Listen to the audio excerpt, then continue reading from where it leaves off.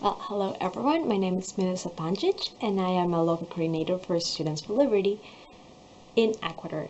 First, let me tell you a little bit about my continent. Latin America has always faced the problems of poverty and inequality. Many Latin American countries, just with a few exceptions, haven't found a solution for this yet. In the popular discourse, we can find interesting reasons why Latin America cannot overcome poverty and inequality.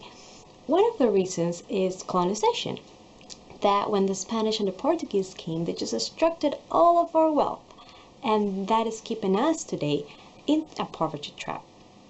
Another argument that is very similar to the one before, and very popular by the way, is that we are victims of the wealthiest countries because they want to push us to this evil and unjust thing that is the market. They think that trade is a zero-sum game in which the most powerful countries always win and the poorest countries, that means us, always lose. So, with these ideas, it's fully understandable why Latin America has very protectionist policies. The state has a huge role in the economy. There are tons of trade barriers, there are high tariff, high and somewhat arbitrary taxation, there are monopolies, etc. So the idea is that with all this protectionism, we're going to grow for ourselves, and then when we're sufficiently developed, then we can go to the market and compete with other countries.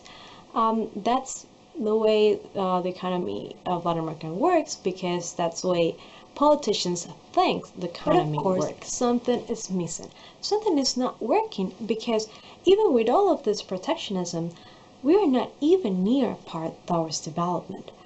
And then we just go back and check the history books and see that most of the countries started pretty much in the same way.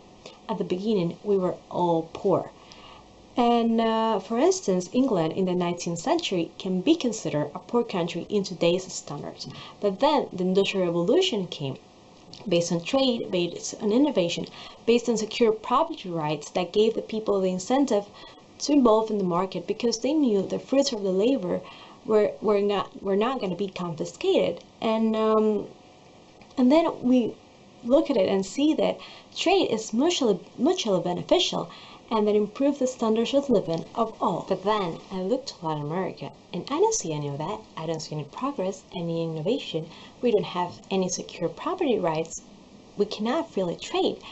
And I've come to realize that the discourse on protectionism the politicians are really fond about and keep on implementing is not going to achieve development. Actually, that is what is keeping us behind. We're not in a poverty trap, we're in a government trap.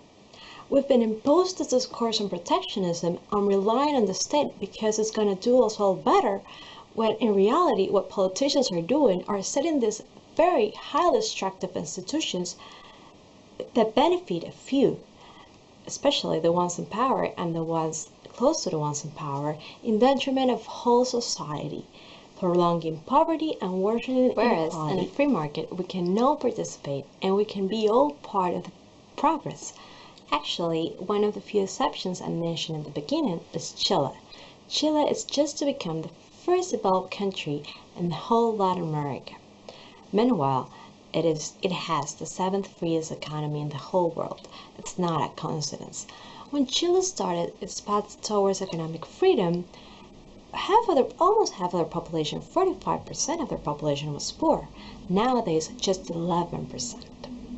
That shows the free economy is the way to alleviate poverty, and most important, there is this huge moral statement behind this, and that is that I have the right to choose. I have the right to participate in the market, to sell, to buy, to innovate, and there is no reason why the state should interfere in my economic decision as well as in any other decision I take in my life, as long as I'm not hurting others. That's why I am committed to liberty. And in the case of many other fellow local coordinators, it has not been easy. Nowadays, Latin America has some authoritarian and self-proclaimed socialist governments that are very keen on indoctrination and spreading this idea that the market is harmful and that the state is the mechanism that will get us out of poverty. Besides, these governments are not tolerant to liberty ideas nor to anyone that disagree with them. So it has been a little bit difficult to work in a hostile environment like that, but fortunately a lot of people, especially students, have come to realize that this is not the way it's supposed to be. They have been discovering the ideas of liberty and they've been committed to the cause. What of course makes me hopeful, because that means that the students, we are looking for the future we want to live in. We are building the future we deserve.